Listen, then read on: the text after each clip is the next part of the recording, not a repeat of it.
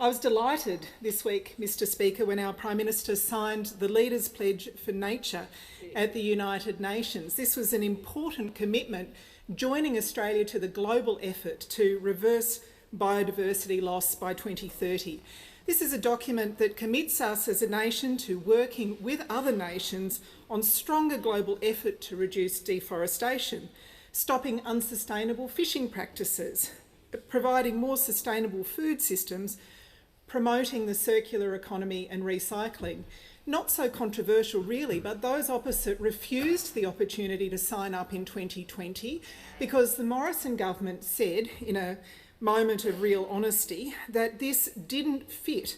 It was inconsistent with their policies. So they rejected the offer made by those dangerous greenies like Angela Merkel and Boris Johnson and Emmanuel Macron and Jacinda Ardern and Justin Trudeau, who invited us to be part of this international effort.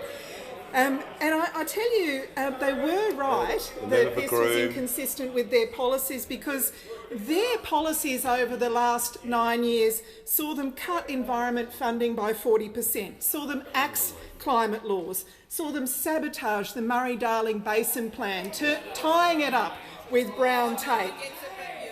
Those opposite failed to fix Australia's broken environmental laws. They hid the State of the Environment report, had it for months and never released it when they were in government, because it tells the story that Australia's environment is bad and getting worse. Will just pause, and I'll call the manager of opposition business. Mr Speaker, on previous occasions you have directed a minister back to the question following a preamble. We had about 15 seconds on the question, and then it's been a general spray at the opposition's record. So I ask you follow your own precedent and direct the minister back to the question. I thank the manager.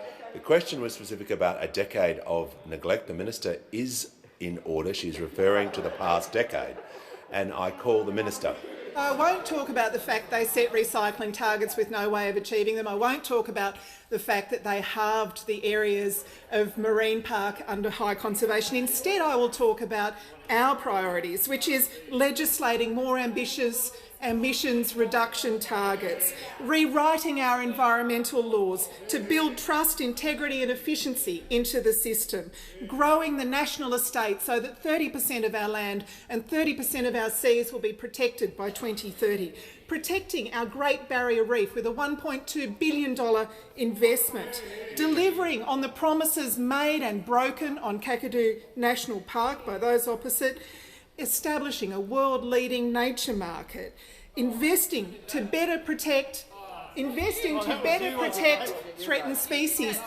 Australians are so dismayed that our koalas are now endangered along the eastern seaboard, doubling the number of Indigenous ranges, adding to Indigenous protected areas. It is only ever under Labor that the environment is protected. Authorised by Tanya Plibersek, Australian Labor Party, Sydney.